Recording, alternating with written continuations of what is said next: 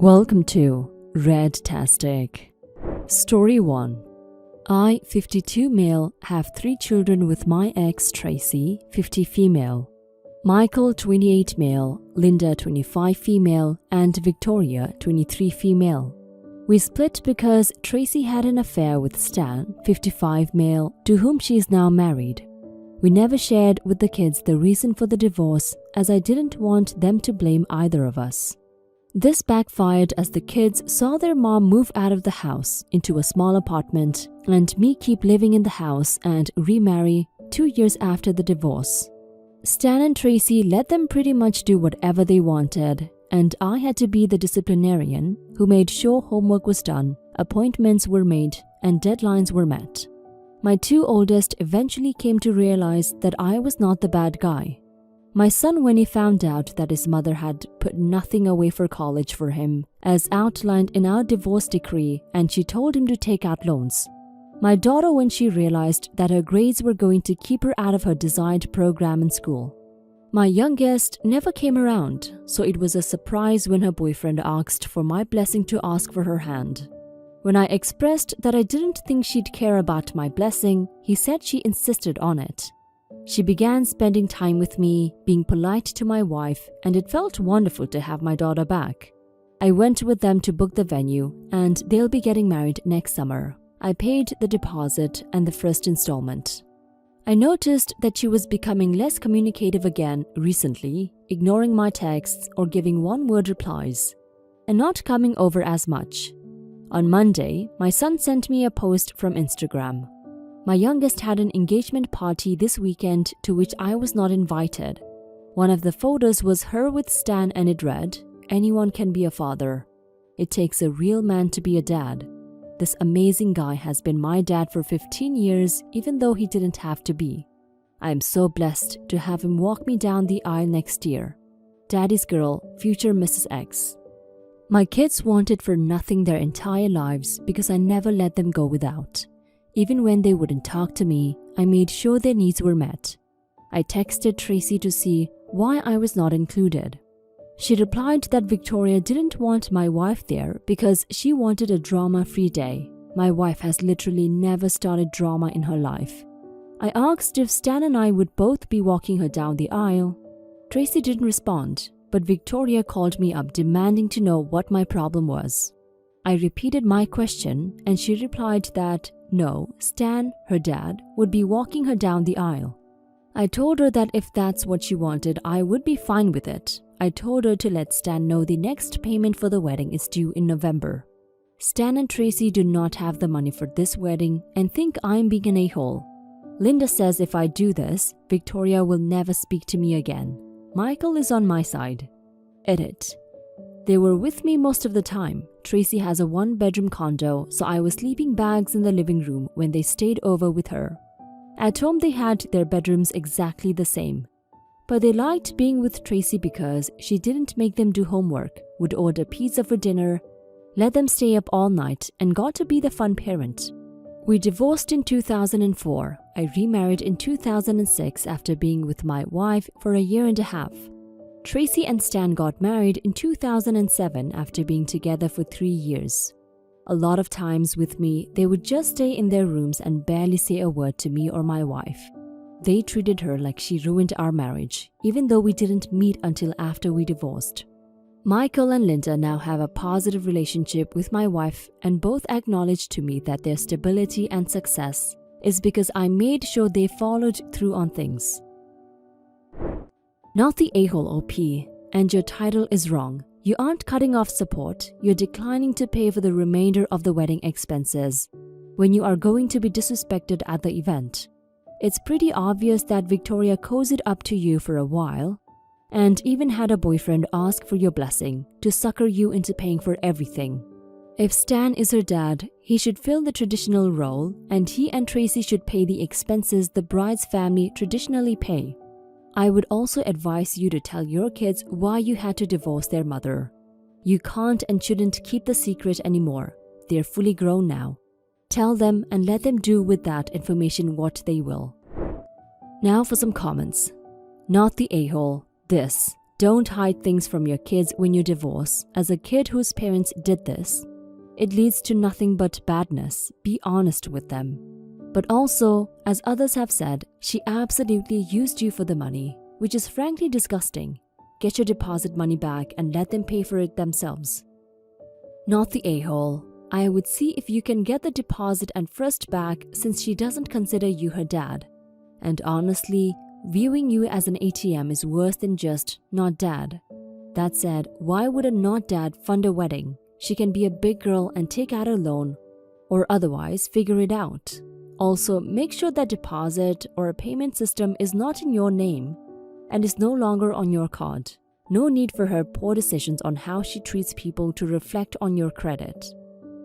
Victoria used him to get what she needed. She even got her fiancé in on it. That's beyond nasty. I wonder if Tracy was in on it. It may not be fair, but when families split, the kids often feel forced to take sides. In their minds, someone has to take the fall. This youngest chose mom and Stan. If she never speaks to him again, it will be the most authentic she's been. I feel sad for OP. His kids are old enough now to be told the truth about the affair. Not that it will make any difference in this case. She already hates her father.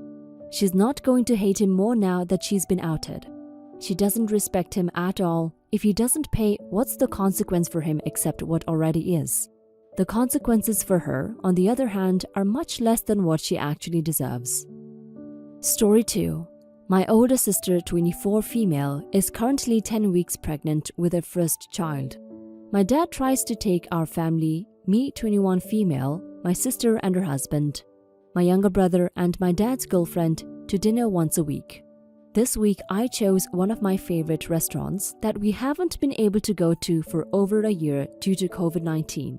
Because it is a popular restaurant, the wait time was about an hour, and since my sister had been at work all day, she was snacking during our wait and then complained because she was full. When we were seated, she sat to my left and said she was full and would not be ordering anything and would just be eating off everyone's plates. We all agreed that this was fine. We ordered appetizers and she eats those as well. And when we all placed our orders, she never ordered anything, like she said she would. My meal came with a salad, so I gave that to her as well. This is a full-size salad, not a side salad. And then our food came out, and mine ended up having to be sent back. My sister refused to eat any of her husband's food, but kept going on about how good it smelled. My brother even offered her some of his food, and she declined that as well. Finally, my meal comes back correct, and I start eating my food, and my sister does as well. After about half of my plate had been eaten, I decided I was finished and was going to save the rest for my lunch the next day. This is what I planned to do anyway because it is such a large portion. My sister then tried to continue to eat off my plate and I told her not to eat any more of my food because I was saving it. She then starts crying while my brother is trying to offer her more of his food and I'm just sitting there waiting on a to-go box. She stops crying and says they were just fake tears because it's just food. About 2 minutes later, she started crying again, but even harder, trying to guilt me. I said to her, I don't feel bad because it was my food and I had already given you all of my salad and half of what I had eaten already, and that other people had offered you food and you refused, and that if you wanted what I was eating, you should have ordered it.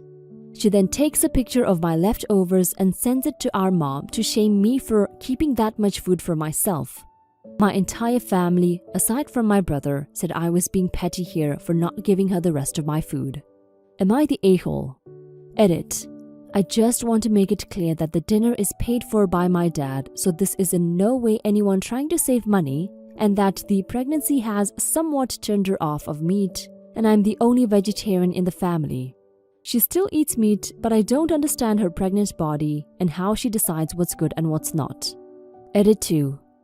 While I have never been pregnant, I have a bit of an understanding of what the hormones can do to you and I've experienced plenty from her so far. But she was so upset over this that she even said to her husband that she might not let me be the gender keeper anymore for her reveal party, which I've been planning for since she found out over a month ago. Aside from her husband, I was the first to find out she was pregnant. and I've been so excited to be an aunt. But the way she's acting has honestly made the excitement disappear. Not the a-hole OP. Your sister literally could have ordered the dish to go after you said you were saving the rest of yours. I get that pregnant can do crazy things to your hormones and mental physical state, but you don't get a free pass for being an a-hole. Just give her space, like actual space. Don't talk, don't text. And then when she reaches back out after cooling off, explain your side with just the facts. Ask for the apology you deserve and set a boundary that you understand she's pregnant, but you will not allow anyone to treat you poorly. Story 3. I, 26 female, have been dating my boyfriend, 27 male, for about 10 months, so this was our first Christmas together. For context, we both make a good income. I also have a passion for making candles, which I often give to friends and family. For my work's Christmas party, end of November, we had a raffle, with the prize being a Nintendo Switch, something my boyfriend was considering getting himself. I ended up winning and immediately thought he would love it. I also wanted to make him 2 candles, one with the main scent of the perfume that I wear that he likes, and the second of scents that he likes. I thought these would be great presents. When opening my presents, he was excited about the Nintendo Switch, but didn't seem that excited about the candles. I wrote little notes with the candles, but he barely even glanced at them. I opened my presents and was super grateful, but then he said he had something to say because it was upsetting him and he wanted us to be able to communicate with each other. He was upset that I had only gotten him 1 real gift when he got me 3, which made him feel underappreciated. I was confused because I thought the candles were real gifts, but asked him what was a real gift. He said it was something you put money and thought into, and that it shouldn't be something he could get if he asked me for it for free. I was kinda offended and said that the Nintendo must not be a real gift because I didn't pay for it, but got it from work. He got upset, insinuated that I had left his gift last minute, and was getting defensive over it before leaving. We haven't spoken since. Edit. 1. I'm a lawyer, so while I enjoy making candles, I don't make them often as I don't have the time or money. I'm also not that person who just gives everyone candles every year. I've made 12 candles this year, often gifted to friends and family because I don't sell them. It would have taken significantly less effort, time, thought, and care to buy something off the shelf. This wasn't me being lazy or leaving it to the last minute or just having them around. 2. My boyfriend owns a couple of candles and I've seen them lit in his house. So I figured he didn't hate candles with a burning passion. I'm now aware he could have only had them if they were gifted or to impress me. But how was I supposed to know? I've never gifted him a candle before. 3. Guys can like candles too. Final update. I spoke to my boyfriend finally and we got to the root of the problem. He likes candles. Glad that can be clarified for people in the comments. But reaffirmed that he didn't want to receive them as a Christmas gift, and thinks that they are more appropriate being gifted as a just cause gift. I asked why they weren't special or good enough for Christmas, and he said it was because he could get them from me whenever and apparently not special enough. He said Christmas should be for gifts we really want. We got into a fight and I felt like he was saying my time wasn't enough and hung up. I am planning on driving past his place and dropping off the gifts he got me, lol. Now for some comments. I once crochet an Afghan for my partner. I don't know how to crochet very well and it took me 3 effing years to finish. But I did it. He never used that blanket, but he thanked me profusely, and when I joked about his poor quality, he told me he felt the love in each stitch. Thankfully, that stupid blanket was a victim of one of the California wildfires.